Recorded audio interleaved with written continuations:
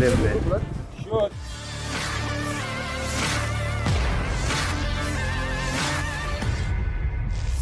Tentara Ukraina mulai menyerah di wilayah Ukledar, seperti rekaman yang diunggah Rusia di Telegram pada Jumat 27 September 2024. Tampak tentara Ukraina dengan tangan diikat, menyerah, kemudian dikirim Rusia ke tempat penahanan. Dalam keterangan unggahan disebutkan, prajurit angkatan bersenjata Ukraina diblokir di Ukledar.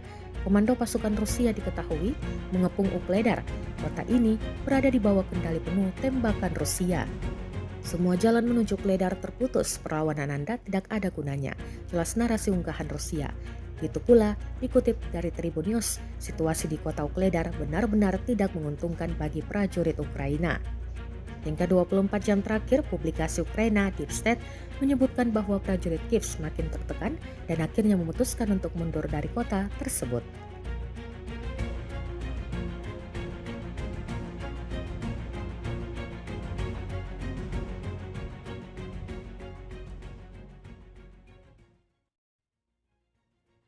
Download Tribun X sekarang, menghadirkan lokal menjadi Indonesia.